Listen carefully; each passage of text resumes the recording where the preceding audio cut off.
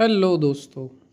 हमारा second episode start होता है 50 से लेकर 51 से लेकर 100 तक का। पहला क्वेश्चन है इसमें, हड़प्पा किस प्रकार की खेती करते थे? सिंचाई आधारित खेती करते थे। हड़प्पा सभ्यता के लोग किस जानवर से परिचित नहीं थे? घोड़े से परिचित नहीं थे हड़प्पा के लोग। हड़प्पा सभ्यता की लिपि किस दिशा में पढ़ी जाती है? दाएं से बाएं यानी राइट टू लेफ्ट पढ़ी जाती है। किस स्थल से सबसे बड़ा अक्षर उत्कीर्ण मुहर मिला है? धोलावीरा से मिला है। हड़प्पा किस वृक्ष की पूजा करते थे? हड़प्पा वासी पीपल के वृक्ष की पूजा करते थे। किस देवता को पशुपति महादेव के रूप में पूजा जाता था? शिव को। किस स्थल से मिट्टी की बैलगाड़ी मिली है? हड़प्पा से। इसके बाद में आगे बढ़ेंगे। 58वां क्वेश्चन, किस स्थल से रथ के प्रमाण मिले हैं? लोथल से। किस स्थल से तांबे का दर्पण मिला है? चनहूदड़ो। इसके बाद 60वां क्वेश्चन, किस स्थल से बाजरे के दाने मिले हैं? राखीगढ़ी से। राखीगढ़ी किस राज्य में स्थित है? हरियाणा में। भारत में हड़प्पा सभ्यता का सबसे बड़ा स्थल कौन सा है? धोलावीरा। बाद में अगला क्वेश्चन पर बढ़ेंगे हम। भारत में हड़प्पा सभ्यता का दूसरा सबसे बड़ा स्थल कौन सा है? तो राखीगढ़ी। पहले पे धोलावीरा, दूसरे पे राखीगढ़ी। किस स्थल से हाथी की आकृति की मूर्ति मिली? लोथल से। किस स्थल से माता देवी की मूर्ति?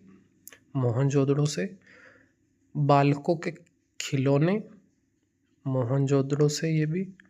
और हड़प्पा वासी सबसे अधिक किस जानवर को पालते थे? सबसे अधिक बैल को पालते थे, जो कृषि में भी उपयोग में लिया जाता था।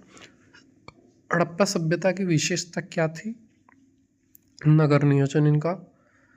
किस स्थल से नृत्य करती युवती की मूर्ति मिली है? मोहनजोदड़ो से। कांस्य की मूर्ति थी ये। किस स्थल से पुजारी राजा की मूर्ति मिली है? ये भी मोहनजोदड़ो से। स्टीटाइट पत्थर की मूर्ति थी ये। और हड़प्पा सभ्यता का सामाजिक जीवन कैसा था? समानतावादी। हड़प्पा वासी मृतकों को किस प्रकार से दाह संस्कार करते थे? तो दफनाने की प्रथा चलती थी, समाधि प्रथा। किस स्थल से चावल के दाने मिले हैं? लोथल और रंगपुर से चावल के दाने मिले हैं। किस स्थल से कपास के वस्त्र का प्रमाण मिला है? मोहनजोदड़ो से कपास के वस्त्र का प्रमाण मिला है। किस स्थल से सीप और हाथी दांत की वस्तुएं मिली? चनहूदड़ो से। किस स्थल से सांड की मूर्ति मिली? मोहनजोदड़ो। बेलों के टेराकोटा मूर्तियां मिली है किस स्थल से? हड़प्पा से। किस स्थल से कुत्ते की आकृति मिली है? मोहनजोदड़ो से। किस स्थल से बंदर की आकृति मिली? मोहनजोदड़ो से। हड़प्पा स्थल में पक्षियों की आकृतियां मिली हड़प्पा में। किस स्थल में तांबे का रथ प्राप्त हुआ? धोलावीरा में। किस स्थल से लाल बर्तन पर चित्रकारी मिली? कालीबंगन।